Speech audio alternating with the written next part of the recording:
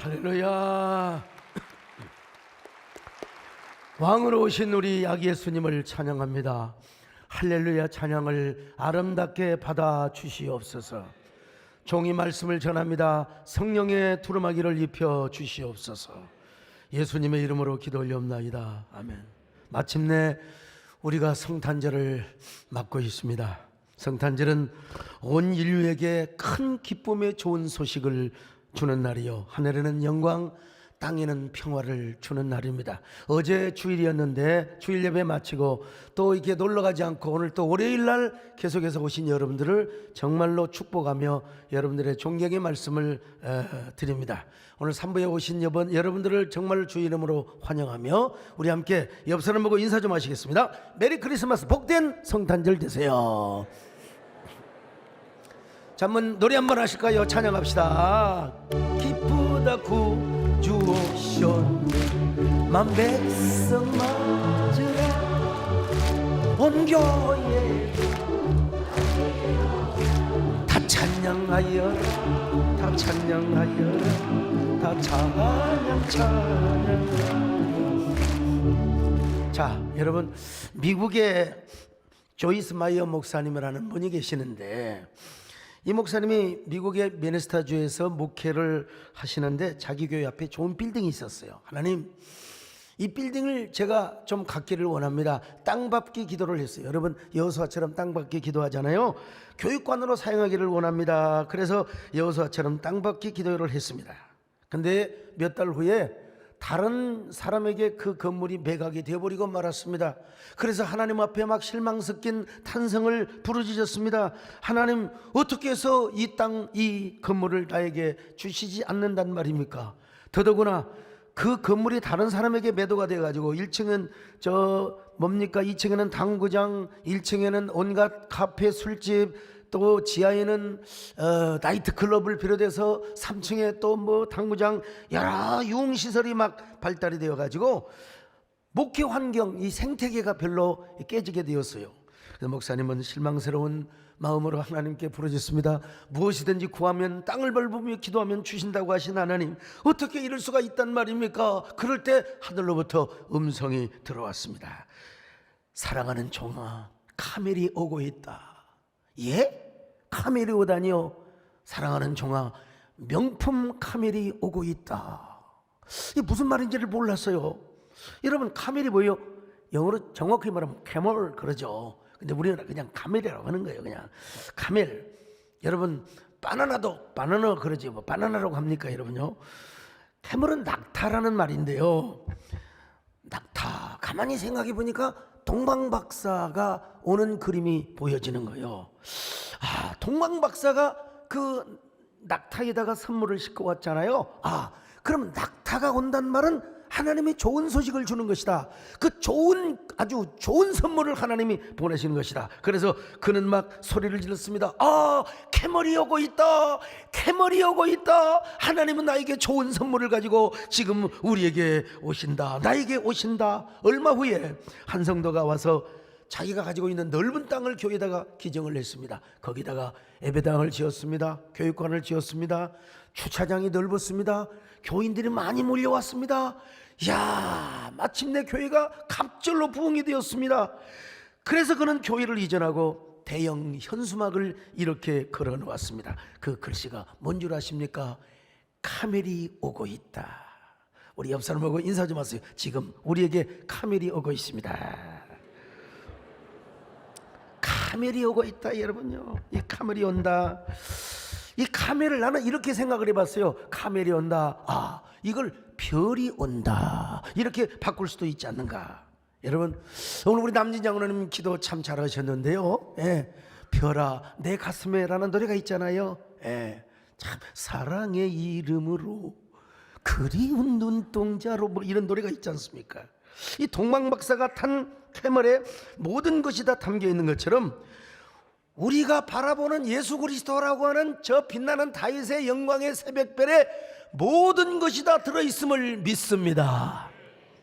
오늘 이 사실을 성령이 말씀해 주고 있습니다. 오늘 본문은 태초에 말씀이 계셨대요. 그 말씀은 하나님과 함께 하셨고 그 말씀이 곧 하나님이시라고. 자, 요한복음 1장 1절을 같이 봅니다. 시작. 태초에 말씀이 계시니라. 이 말씀이 하나님과 함께 계셨으니 이 말씀은 곧 하나님이시니라. 여러분, 말씀이 곧 하나님의 자신이라 이 말이요. 그런데 그 안에 뭐가 있었느냐? 생명이 있었는데 이 생명은 사람들을 비추는 빛이라고 말씀하고 있습니다.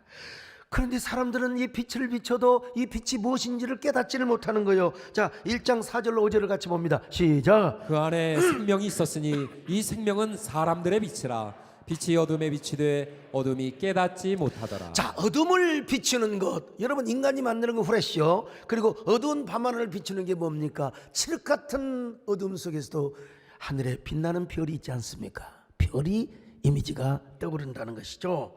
예수님이 이 땅에 빛으로 오셨습니다. 어둠을 물리쳐 주시고 우리에게 광명한 별로 오셨습니다. 근데 그 빛은 그냥 빛이 아니에요. 그냥 별이 아닙니다. 참빛이라고 말씀하고 있습니다. 1장 9절입니다. 시작. 참빛 곧 세상에 와서 각 사람에게 비추는 빛이 있었나니. 자, 이 말은 무슨 말입니까? 좀 더 확대해서 해석을 한다면 이 세상에 참된 진리는 오직 예수님 뿐이시고 그리고 참된 생명의 길이요 구원의 길은 예수 그리스도 뿐이라는 것을 우리에게 말씀해 주고 있어요. 이런 생명의 길을 이어시기 위하여 하나님이 사람으로 오셨습니다. 하나님이 아기로 오셔서요. 그날이 어떤 날입니까? 바로 성탄절입니다. 메리 크리스마스죠. 자, 여러분, 이 세상에는 크게 두 종류의 종교로 나눌 수 있는데 하나는 선행을 하고 공덕을 쌓아야 한다는 그걸 강조하는 종교입니다. 또 하나는 뭐냐? 바로 은총의 종교입니다. 행위 종교란 사람의 참선과 고행, 극기와 어떤 또 뭡니까? 수행, 수련 뭐 이런 걸 통해서 어떤 그 뭐라고 할까요? 그 무념무상의 경지에 이르러 가지고 해탈의 과정을 겪어야 사람이 구원을 받는다. 이렇게 가르치는 종교도 있습니다. 여러분, 현대 지성인들에게 아주 설득력 있게 다가오는 어떤 이치라고 할 수 있습니다. 그러나 여러분, 기독교는 행위 종교가 아닙니다. 은총의 종교입니다. 인간이 선행을 하고 공덕을 쌓고 참선을 해서 구원에 이르는 게 아니라 하나님의 은혜로 구원을 받는다는 이걸 가르쳐 주신 날이 바로 무슨 날이냐? 성탄절이고 아기 예수가 이 땅에 오신 날이라는 것입니다. 여러분, 하나님의 은혜가 무엇입니까? 그것은 바로 예수 그리스도이시죠. 하나님께서는 인류에게 가장 큰 선물을 주셨는데 이게 바로 뭡니까?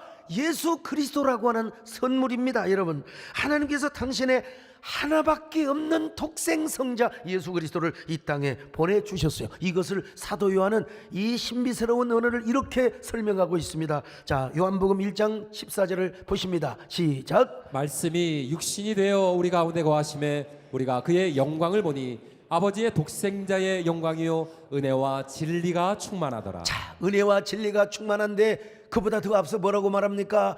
하나님의 말씀이 육신이 되었다는 겁니다. 말씀이 육신이 되어, 이 말씀이 육신이 되었다는 말은 바로 요한복음 1장 1절에 그 생명의 태초에 하나님께서 사람으로 오셨다는 것이죠. 여러분, 어떻게 이런 일이 있을 수 있단 말입니까? 여러분, 한번 생각해 보셨습니까? 다른 종교는 대부분 다 뭘 하라, 뭘 해야 된다. 그런데 여러분, 우리 기독교는 던 예수님이 다 이뤄놓으셨다. 우리 죄를 사하신 거, 우리가 구원받는 거 주님이 다 이뤄놓으셨다는 겁니다. 여기서 확인한 차이가 있어요. 우리 교회는 우리 교회 그 원도막이 있지 않습니까? 거기에 크리스마스 트리를 해놨는데 아기 예수가 그 위에 누워있고 동방박사들이 예물을 드리는 모습을 장식을 다 해놨습니다. 이거 여러분 장식이라 생각하지 마시고 한번 생각해 보십시오. 어떻게 이런 일이 일어날 수 있단 말인가? 어떻게 영원하신 하나님께서 사람으로 오실 수 있으며 어떻게 말씀이 되신 하나님께서 아기 예수의 모습으로 이 땅에 인카네이션 케노시스와 같은 이런 별이 되어 오실 수 있단 말입니까? 여러분, 우리 인생이 태어나고 살고 죽는 것도 신비입니다.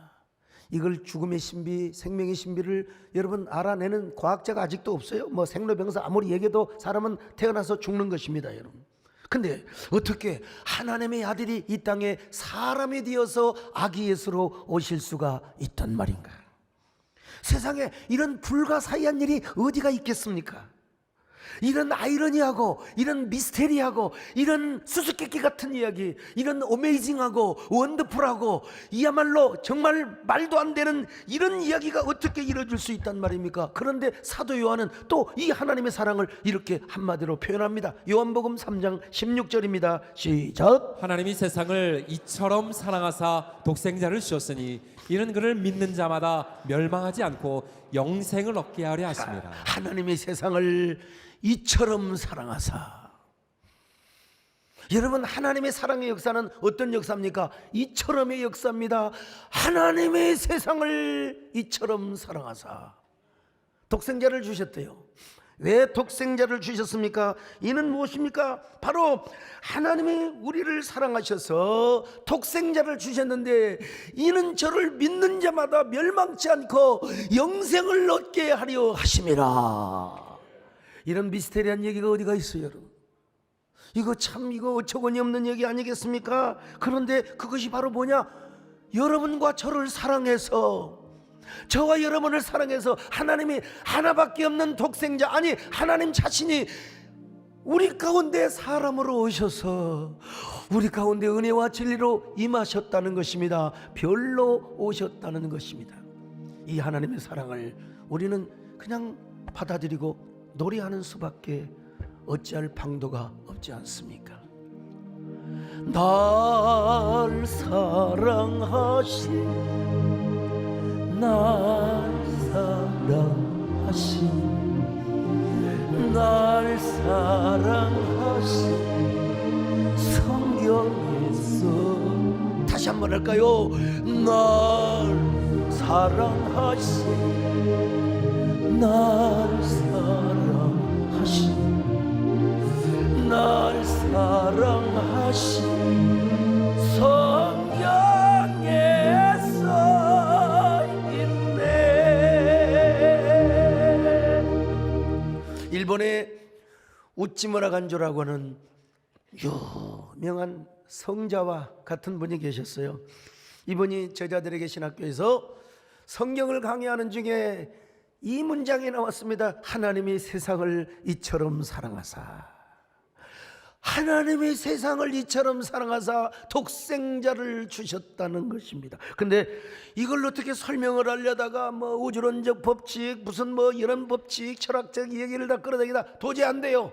그래서 그냥 여러분 몸살이나 요즘으로 말하면 독감이 걸려가지고 여러분 신학교를 3일 동안 나가지 못했어요. 제자들이 선생님께 와가지고, 선생님 왜 이렇게 몸져 누워 계십니까?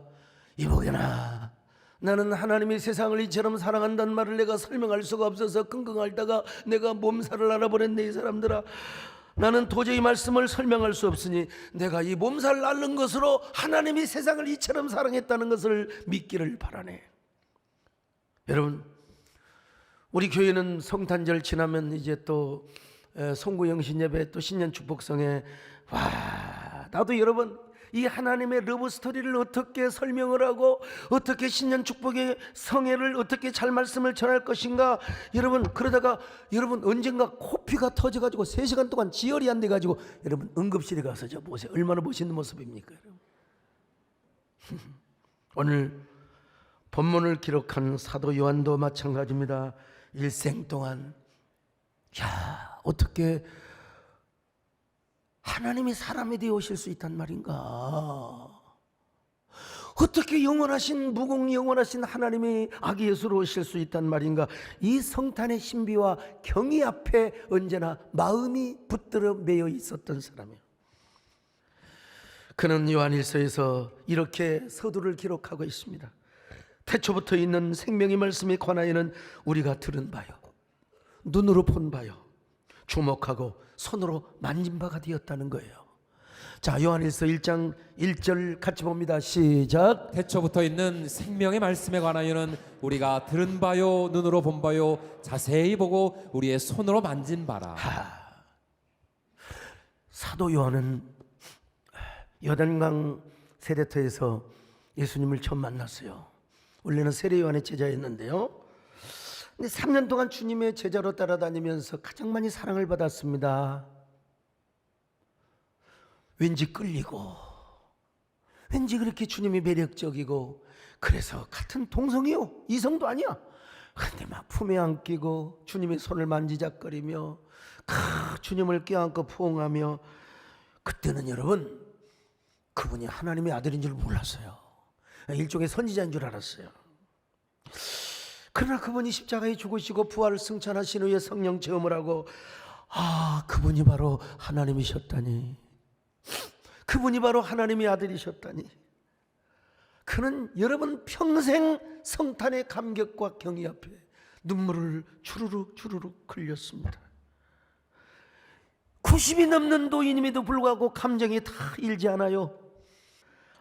세상에, 그분이 하나님이셨다니, 그분이 하나님의 아들이셨다니, 그리고 그분이 십자가에 죽으셨다니, 세상에 어떻게 그분이 십자가에 죽으실 수 있단 말인가. 여러분, 죽을한 노인의 얼굴에 눈물이 비오듯 쏟아졌습니다.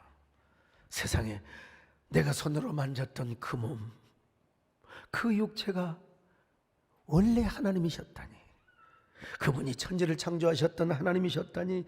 여러분, 눈만 감으면 3년 동안 주님과 행하였던 그 일들이 주마등처럼 스쳐갔어요. 필름처럼 전개되었습니다. 그분이 우리의 별로 오셨다. 사랑의 이름으로 그리운 눈동자로 별로 오셨다. 그 가슴 속에는 언제나 성탄의 신비와 경이로움으로 가득하였습니다.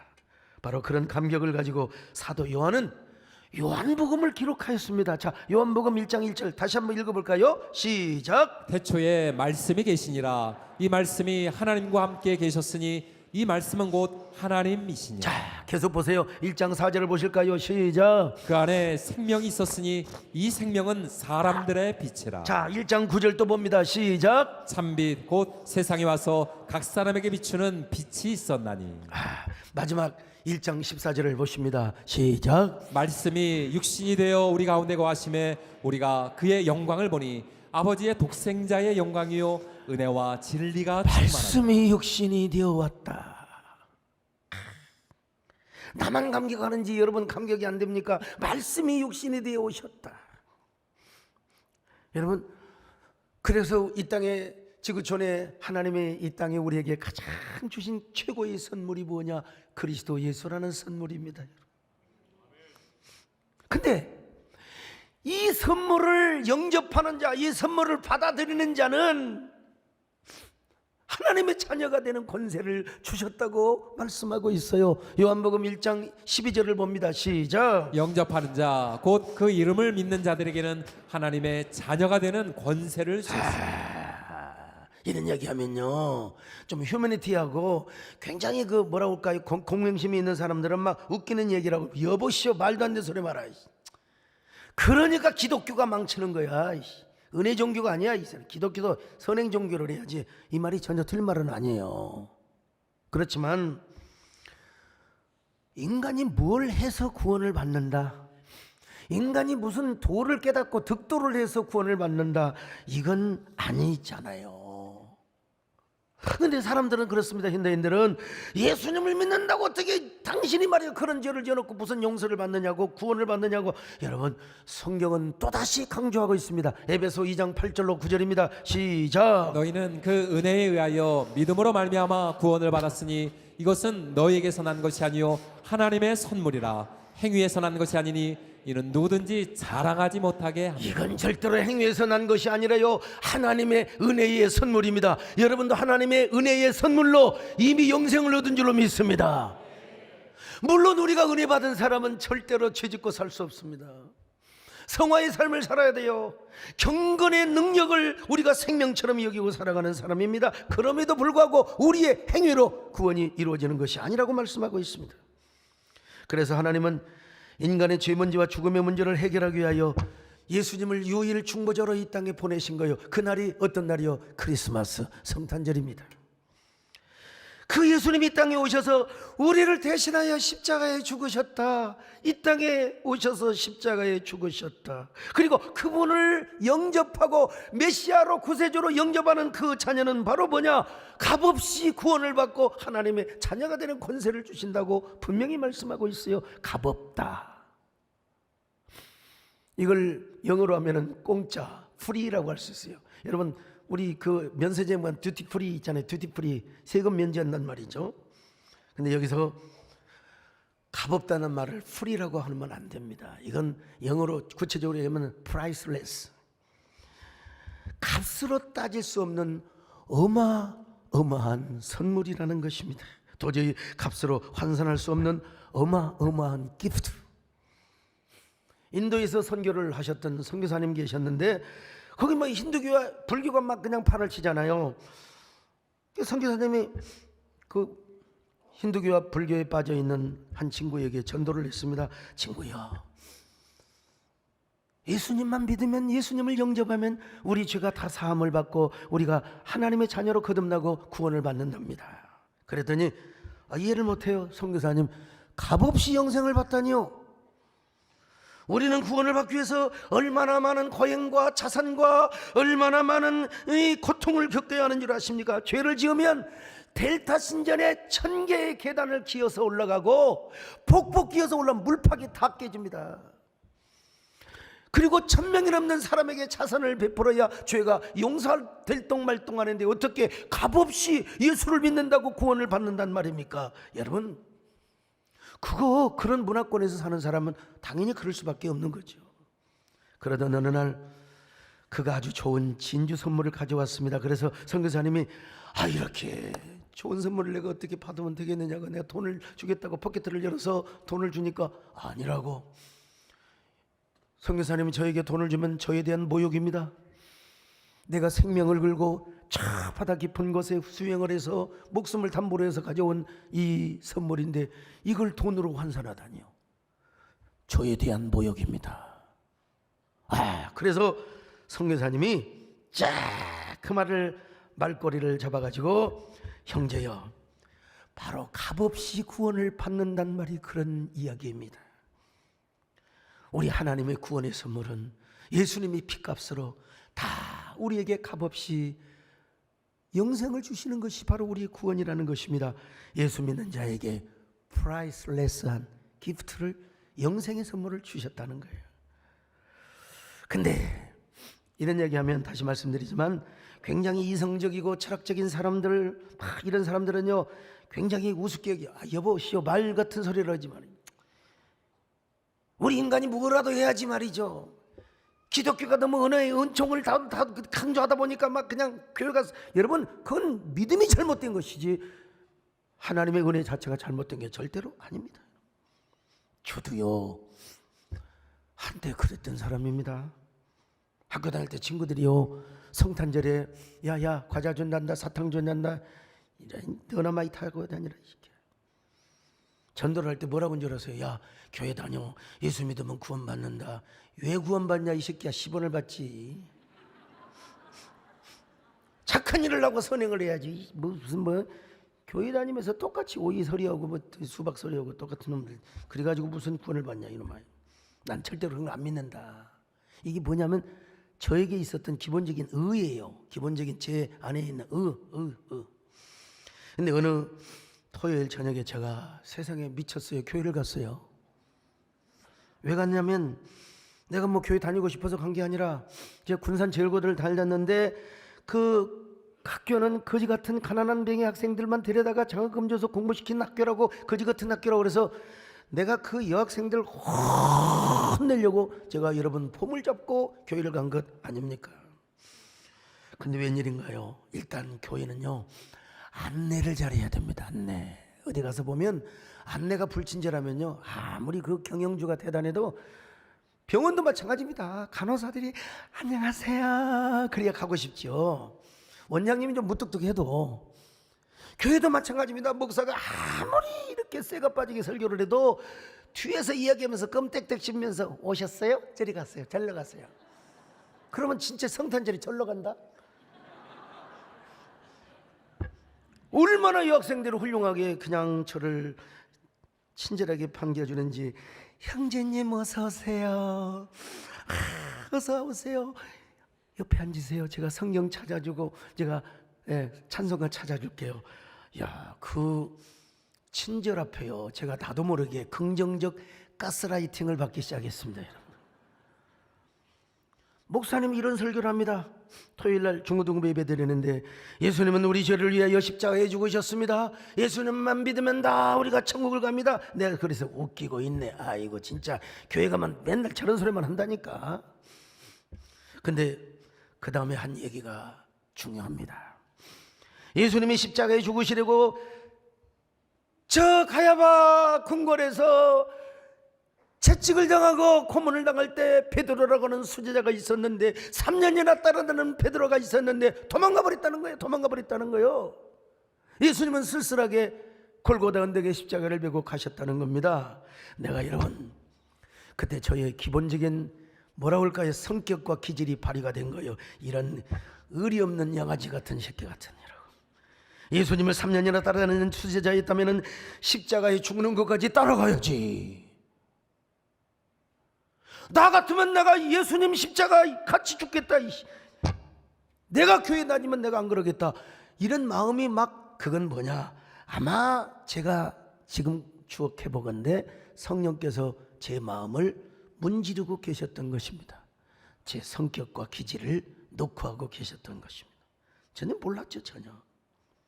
예배가 끝난 후 2부 순서 때 유행가도 실컷 하고, 그 노래 잘한다고 박수 받고, 그 이제 끝나고 나니까 형제님 기왕 오셨으니 성가대 연습하시겠어요? 그래서 제가 네 그랬죠. 억지 춘향이가 되어서 내 생전 태어나서 처음으로 찬송가 곡을 암송을 했습니다. 생전 처음으로. 내가 엘트어를 맡았는데 엘트어의 그 음이 지금도 암송이 되고 있습니다. 죄짐 맡은 우리 구주 어찌 좋은 친구인지. 죄짐 맡은 우리 구주 어찌 좋은 친구인지. 걱정 근심 무거운 우리 주께 맡기세. 주께 고함 없는 고로 복을 얻지 못하네. 사람들이 어찌하여 아랠 줄을 모를까. 여러분, 이 노래 부르면 아마 어쩐지 마음이 고요해질 거예요. 내가 뭘 한다고, 고등학교 2학년 학생이 이 노래를 부르는데 왜 그렇게 마음이 평안한지, 누가 어떤 꽃으로 문지르는 가슴이기에, 어떤 손으로 문지르는 가슴이기에 이토록 사무치는 마음이 생긴단 말인가. 내가 막 엉엉 울지는 않았지만 막 여러분 눈물 방울이 대롱대롱 맺힐 것 같았어요. 생명에 대한 그리움, 영혼에 대한 그리움, 존재적 그리움인가, 영생에 대한 근원적 목마름 같은 것들이 느껴졌단 말이죠. 그러면 마음이 평안해지는 거예요. 제 가슴속에 막 그냥 하나님을 아버지라고 불러본 적이 없지만 막 죄짐 맡은 우리 구주 어찌 좋은 친구인지. 기수에 가서 누워도 계속해서 이 노래가 이 음만 나오는 것입니다. 그냥 계속해서 한번 다시 불러볼까요?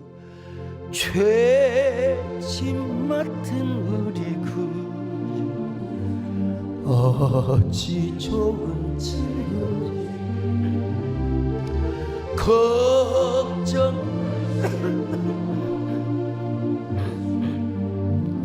우리 주께 맡기세. 자, 이 정도까지 하고요. 다음날 약속했거든요. 가서 성가대 딱 하기로 약속을 했어요. 사나이가 약속을 하면 남자가 약속을 지켜야지. 교회 갔어요. 성가대에 섰습니다. 난생 처음으로 주일날 교회 가서 성가대에 섰어요. 그리고 여러분 그냥 했겠습니까? 죄짐 맡은 우리 구주, 얼마나 막 턱을 올리면서 그냥 힘차게 했겠습니까? 그냥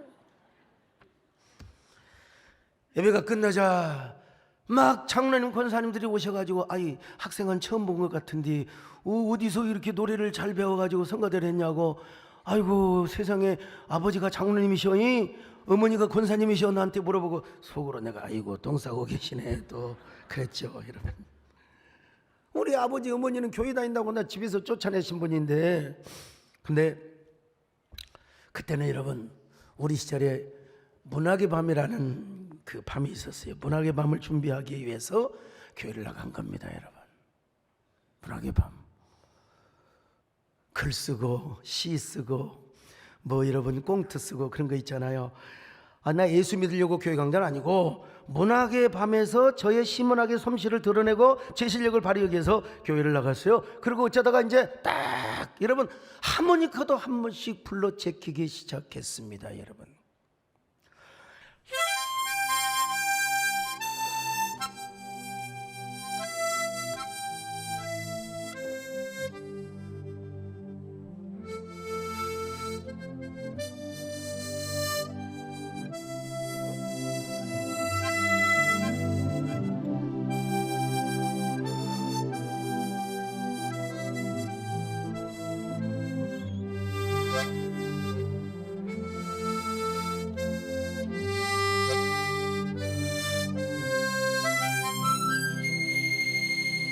여기까지만 합니다. 그때 제가 여러분 인기가 좋았을까 인기가 없었을까요? 그 물어보면 바보죠. 근데 여러분, 근데 어떻게 해서 제가 그 해에 나가가지고 워낙 잘난 체를 해가지고 중고등부 학생회장을 했어요. 학생회장을 하니까 제가 여러분 열심히 막 교회 신앙도 없으면서 막 나오라고 막 그냥 사교에 있어가지고 막 나오라고 하니까 막 애들이 많이 나올 거 아닙니까? 막 그냥 주일학교 교사도 있다. 그냥 막 애들 줄줄줄 끌었어요. 난 그때 목회하리라는 생각도 전혀 안 했는데요. 근데 어느 날 이듬해에 고3 여름 수련회 다 좋은 대학 보낸다고 막 그냥 특수반 만들어서 공부시키고, 나는 여러분 교회밖에 몰랐어요. 그리고 기도원에 가서 여름 수련회를 하는데 세상 말로 재수 없이 은혜를 받아버렸어. 성령 체험을 했습니다. 야, 참 이런 기적이 어디가 있어요. 여러분, 은혜를 받으니까 예수님이 믿어지더라고요. 예. 은혜를 받으니까 어떤 사람은 졸리는 사람도 있을 텐데, 은혜를 받으니까 야, 나 같은 사람이, 나는 예수 믿을 사람이 아니에요. 제가 더더구나 목사 될 사람이 전혀 아니란 말이요. 여러분, 저는 놀기 좋아하고 화끈하고 여러분 참 아주 먹고 마시고 노는 거 되게 좋아하는 사람. 근데 내가 예수를 믿다니, 나 같은 사람이 하나님의 종이 되다니, 이거는 진짜 수수께끼요. 여러분들은 어떻게 해서 예수 믿는지 모르지만 저는 이렇게 해서 예수님을 믿게 되었습니다. 어디 적분이겠습니까? 여러분도 다 하나님의 은혜로 오늘 이 자리에 온 줄로 믿습니다. 한번 생각해 보세요. 어제 교회 나왔는데 또 오늘 나와? 이거 보통 믿지 않고 오늘 보통, 아니 오늘 우리 경기도 우리 존경하는 김동인 지사님도 오셨는데, 비서관이 운전을 오실 줄 아는데 선수 운전을 오시고 이 눈이 오는 눈길에 이렇게 오시고, 여러분 교회 오시냐고 얼마나 여러분 참 대단하십니까? 옆 사람 보시고 한번 인사 좀 하세요. 어쩌면 그렇게 대단하게 생기셨습니까? 예. 여러분들 처음에는 다 모태신앙도 있겠지만 다 처음에는 저 같은 사람이었을 거예요. 근데 은혜를 받고 보니까 예수님을 믿게 된 것입니다. 바로 그런 사람에게 주님은 별로 오십니다. 별처럼 임하십니다. 우리의 어두운 구석을 반짝이며 우리 안에 있는 어두움이 물러갑니다. 우울증이 물러갑니다. 열등감이 물러갑니다. 불안이 물러갑니다. 초조가 물러갑니다. 근심이 물러갑니다. 여러분, 우리 안에 있는 근심과 걱정이 물러갑니다.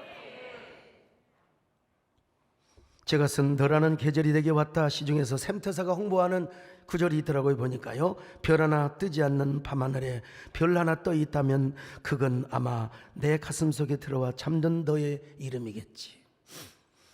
이걸 이렇게 바꿔봤어요. 별 하나 뜨지 않는 밤하늘에 별 하나 떠 있다면 그건 아마 내 가슴 속에 들어와 숨쉬고 있는 주님의 이름이겠지. 예. 자, 우리 주님만 별이냐? 우리 주님이 우리 안에서 별로 반짝이고 우리 안에서 어둠을 반짝이는 별로 존재한다면 여러분도 주님 앞에서 또 다른 별이 되는 것입니다, 여러분. 왜냐하면 우리 안에 주님이 별이 반짝이고 있거든요. 오늘 혹시라도 처음으로 초청받아서 오신 여러분들도 예수를 믿기만 한다면 오늘 보니까 유튜브에 얼마나 많은 사람이 지금 보니까 3,600명이 오늘 여러분 눈 때문에 오지 못한 성도들 3,600명 이상이 지금 유튜브로 함께하고 있는데 그분들도 예수 그리스도를 별로 모시고 있다면 다 별이 됨을 믿습니다. 유튜브로 함께한 분들을 우리 향하여 박수 한번 해주시기 바랍니다. 자, 성탄절은 어떤 날입니까? 여러분, 우리에게 주님께서 별로 오시는 날이요, 별이 되어서 별들끼리 만나서 진정한 우리의 생명이 되시고 구원이 되시고 그리고 언제나 영생이 되신 그 하나님을 찬양하고 경배한 날입니다. 얼마나 복된 날입니까? 얼마나 아름다운 날입니까? 얼마나 경탄스러운 날입니까? 얼마나 어메이징한 그레이스입니다. 그리고 한번 생각해 보세요. 별처럼 수많은 교회가 있고 별처럼 수많은 성도들이 많이 있는데 여러분, 여기 목사라고 소목사만 있습니까? 별처럼 수많은 목사들이 많이 있는데 여러분, 오늘 소목사를 중심으로 예수 그리스도 안에서 오늘 한 예배 공동체 1부, 2부, 3부 예배 다 이렇게 모여서 예배를 드리고 있다고 하는 게 얼마나 감사한 일입니까? 그래서 우리는 가끔 이따금씩 이런 노래를 부를 때가 있지 않습니까? 별처럼 수많은 사람들 그 중에 성도로 만나 꿈을 꾸듯 세대를 이루고 생명의 은혜로 벅찼던 우리가 사명을 받고 그 모든 것 기적이었음을 그 모든 것 은혜였음을.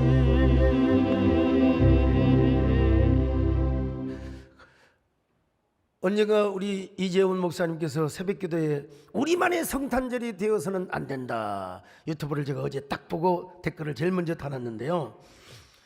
그렇습니다. 우리만의 성탄절이 되어서는 아니 되겠죠. 하늘에는 영광, 이 땅에는 평화가 이루어져야 합니다. 누가복음 2장 14절을 같이 한번 보실까요? 시작. 지극히 높은 곳에서는 하나님께 영광이요 땅에서는 하나님이 기뻐하신 사람들 중에 평화로다 하니라. 증오사입니다. 분노사입니다. 이 시대는요, 왜 이렇게 못 잡아먹어서 안달부달인지 모르겠어요.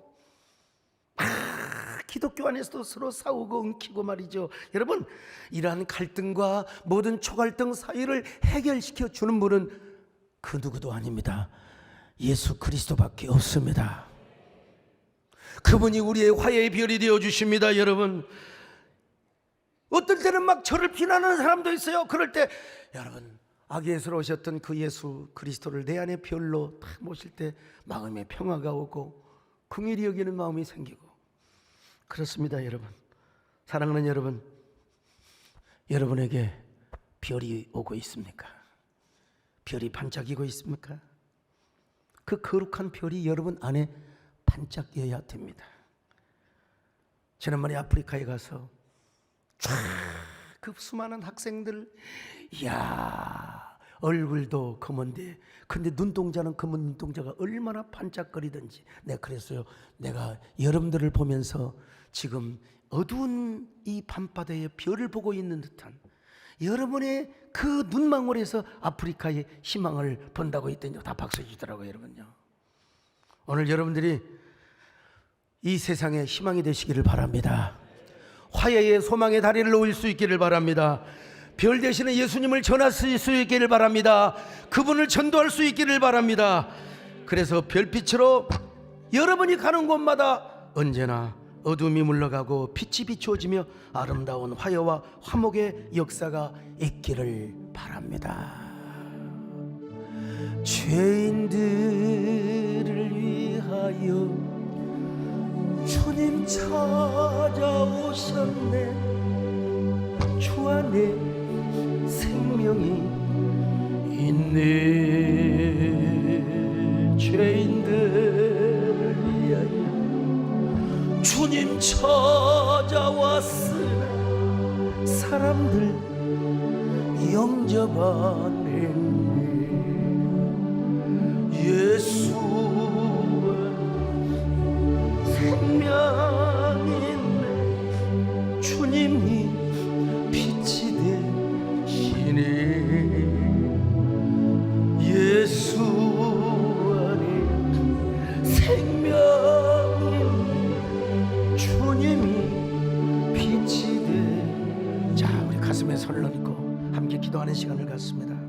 주님, 우리 안에 별로 오신 주님, 별처럼 반짝이시는 주님, 내가 이제는 주님의 별을 이 땅에 비추는 소망의 존재로 살아가기를 원합니다. 주님의 복음을 전하며 이 증오와 분노의 사회에 화목의 다리를 놓는 화해자가 되게 하여 주시옵소서. 그러기 위해서 우리는 주님이라는 별을 붙잡게 하시고 그 별이 우리 안에서 반짝거리게 하시고, 그리하여 우리가 영혼 구원은 물론 이 세상의 화목의 도구로 쓰임받기를 원합니다. 우리 모두 그런 사람이 되게 하여 주시옵소서. 한 1분 동안 간절히 묵상하는 기도를 주님께 드리겠습니다.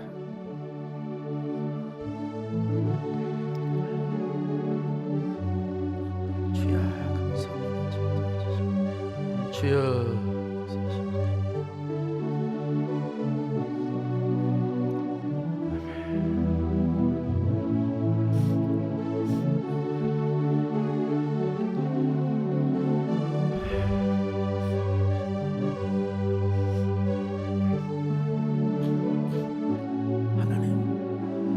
하나님 아버지 감사합니다. 우리에게 성탄의 기함과 경이로움을 허락하시는 하나님, 정말 감사합니다. 우리가 웬년의 웬 사랑으로 하나님의 아들을 알고 그리스도를 알게 되었단 말입니까? 그렇지 않으면 우리는 우리의 의름 속에 빠져서, 우리가 자멸의 구렁텅이에 빠져서 영멸할 존재일 텐데, 하나님의 사랑, 하나님 은혜로 우리가 구원받고 하나님의 자녀가 되게 하셔서 감사합니다. 이 은혜를 믿고 이 구원의 별을 붙잡고 우리가 주님의 별을 우리가 반짝이는 그런 세상의 전도자요 화목자가 될 수 있도록 함께하여 주옵소서. 예수님의 이름으로 기도 올려옵나이다. 아멘.